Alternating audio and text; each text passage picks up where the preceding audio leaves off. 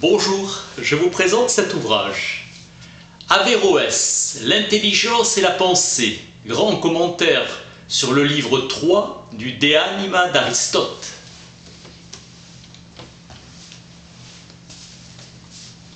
Des livres survivront, arrachés au bûcher et transportés dans des outres pour protéger des torrents traversés. Texte dont on tire un corps de doctrine. On sait qu'une œuvre intellectuelle est le fait de ses usagers.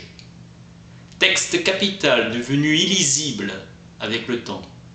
Ce texte est la théorie aristotélicienne de l'âme. Le grand commentaire a une traduction de Michel Scott, effroyable, astrologue de Frédéric II. Et l'original arabe est perdu. Invective de Pétrarque sur la traduction. Averroès lisait et commentait, et nous allons tenter de comprendre de quoi il parlait. Texte d'Aristote dans l'eau, texte arabe perdu, texte mal traduit en latin.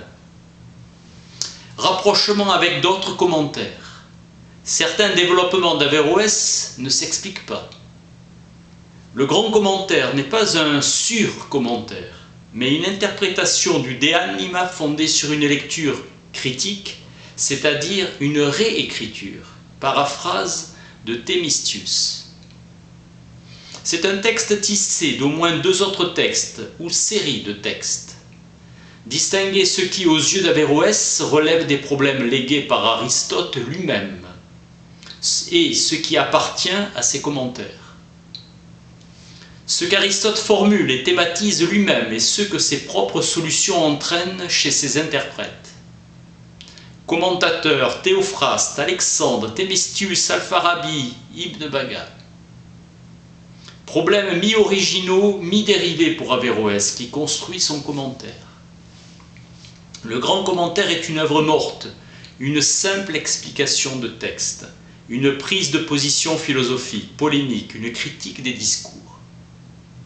Averroès cherche la vérité.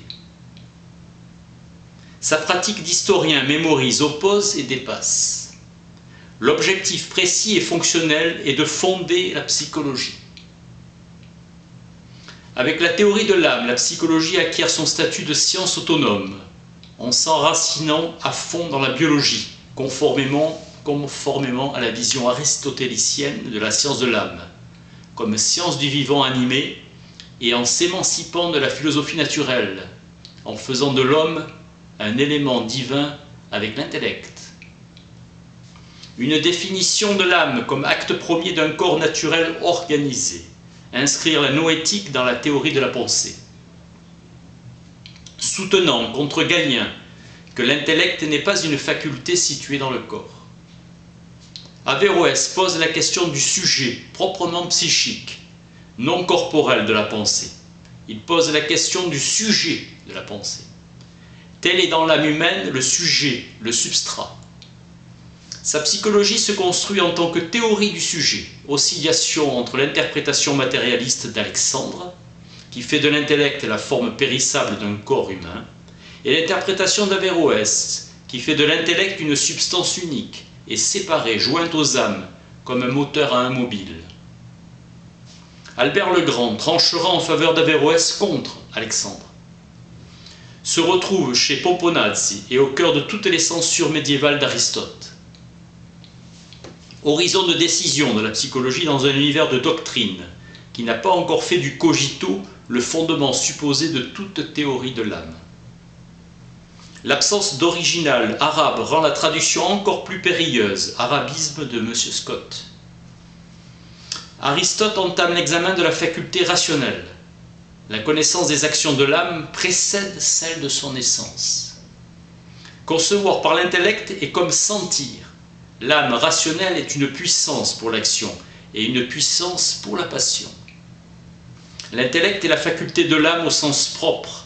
La perfection première est une intention singulière, c'est-à-dire individuelle.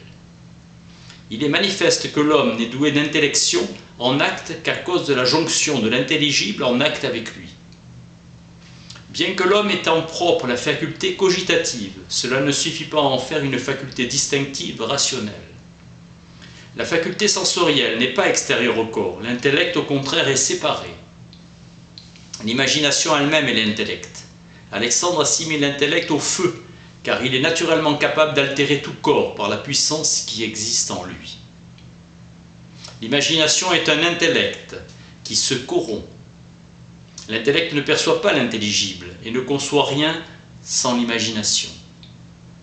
La vérité et la fausseté affectent la composition des choses les unes par rapport aux autres. L'intellect compose ces choses avec le temps. Ce qui est indivisible dans le temps est la grandeur et non séparable. Et c'est pourquoi le temps est divisible par accident. L'instant est indivisible, mais il est dans le temps qui est divisible.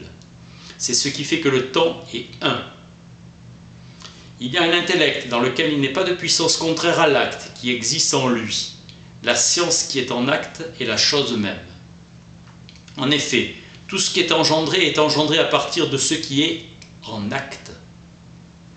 Le mouvement affecté par un changement est une activité imparfaite et une transition vers l'achèvement.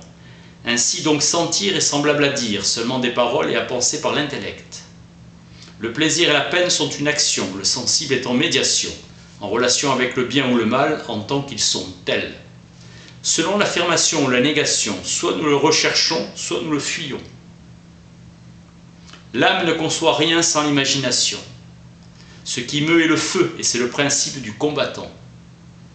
La faculté cogitative pose la chose absente au sens comme une chose sentir.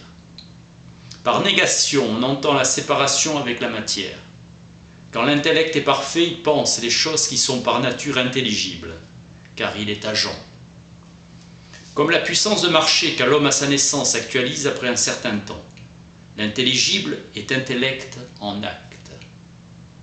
Aristote a l'habitude de dire, quand il est nécessaire d'interrompre l'infini, il vaut mieux le faire au commencement. L'action de créer les intelligibles et de les produire est antérieure pour nous à l'action de penser, Alexandre. L'intellect mérite davantage d'être décrit par cette action que par la passion, puisque par la passion il est du même ordre que les facultés animales. L'intelligible est nécessairement quelque chose d'engendré par l'intellect agent. Tous les intelligibles théoriques existent en nous en puissance et en acte. Nous nous mouvons vers la jonction. Les êtres sont ou intelligibles ou sensibles. Or, connaître les choses intelligibles se fait sur le même mode que sentir les choses sensibles. L'âme est comme la main, instrument des instruments, et l'intellect est la forme des formes, et le sens, la forme des sensibles. L'âme est en quelque façon tous les êtres. Celui qui ne sent rien n'apprend rien et ne pense rien. Les images sont semblables aux sensibles, mais sans la matière. L'imagination est distincte de l'affirmation et de la négation. Assentiment et dissentiment résultent de la composition de certaines croyances avec d'autres.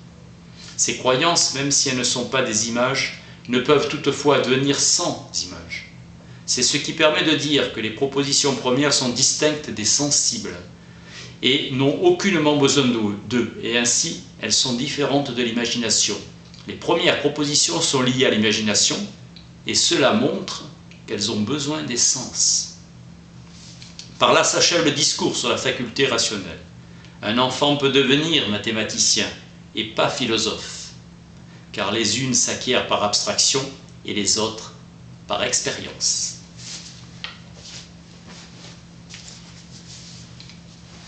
Averroès, l'intelligence et la pensée. Grand commentaire sur le livre 3 du De Anima d'Aristote.